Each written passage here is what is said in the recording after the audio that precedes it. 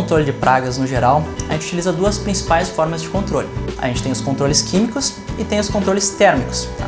O controle térmico, que é o controle utilizado pela Fitolog nos seus equipamentos para tratamento fitossanitário, ele engloba a mudança dos parâmetros de temperatura que no geral suportam a vida como a gente conhece, que inclui as pragas. Nesse caso a gente pega uma temperatura aí num range de 0 a 40 graus, que é a temperatura ideal para a proliferação da vida, e tira desse range. Então, para a gente garantir que a temperatura esteja nesses parâmetros, ou seja, num parâmetro que vai dificultar a sobrevivência daquelas pragas dentro da nossa estrutura, a gente tem que monitorar de forma correta essa temperatura. Existem duas principais tecnologias para a gente fazer esse monitoramento.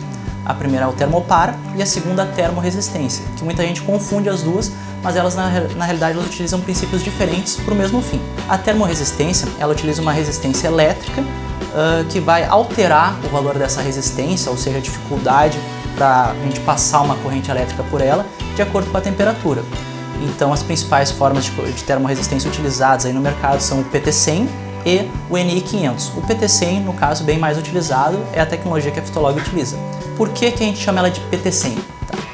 A gente pode quebrar esse nome em duas partes. O PT é o elemento que compõe a resistência elétrica, então a platina. No caso do NI, esse elemento é o níquel. Tá? Os dois são metais de transição da 10ª coluna da tabela periódica. Conforme a temperatura vai aumentando, a resistência desses metais vai aumentando também. Então o circuito integrado que é ligado a essa resistência, ele vai poder inferir com base nessa variação de resistência em que temperatura que a gente está trabalhando.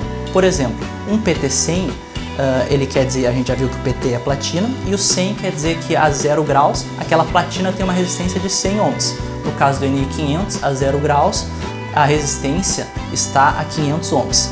No caso do termopar não, o termopar ele utiliza uma forma diferente de controle, né? Ele utiliza o efeito Seebeck para trabalhar com a diferença de tensão entre dois metais que são colocados em contatos. Tá? Conforme a temperatura varia na junção desses metais, a tensão também varia. Então essa variação de tensão infere-se a temperatura também com base no controlador ligado àquele termopar. Para exemplificar, eu trago aqui um PT100 padrão de uma operação da Fitolog.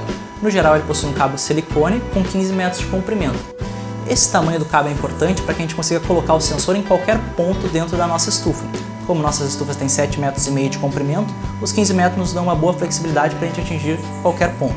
Uma vez identificado qual é o ponto mais frio e qual é a madeira de maior bitola, esse sensor ele deve ser colocado dentro da madeira, deve ser feito um furo através de uma broca de espessura não muito maior que o cabo do PT100, e esse PT100 deve ser colocado por esse furo e encostado na madeira, porque o ponto que vai fazer a leitura para depois transformar isso num dado digital, ou seja, vai mostrar através de um display aquela temperatura, vai ser a ponta do nosso PT100. Depois ainda é muito importante que a gente faça a vedação desse furo, para que a gente não tenha nenhum ar entrando ali que vai influenciar por condução ou por convecção a temperatura da madeira naquele ponto. Para fechar, é importante lembrar que todos esses sensores de monitoramento de temperatura, eles têm que passar por uma aferição e calibragem anual, bem como o sistema que recebe os dados desses sensores interpreta e demonstra isso num display, ou seja, o sistema que gera os gráficos dos tratamentos. A Fitolog, para se adequar a essa legislação, ela realiza anualmente a substituição de todos os 4 sensores de monitoramento, além da substituição das 5 placas e mais o gabinete que compõe o sistema de monitoramento de temperaturas. Esse processo todo, apesar de ser um processo caro, ele já está incluso no nosso licenciamento e a gente realiza isso para que nossos parceiros estejam sempre adequados, tendo toda a informação, toda a certificação e toda a qualidade exigida pelo Ministério da Agricultura e pelos clientes exportadores e importadores que adquirem os serviços dos nossos parceiros.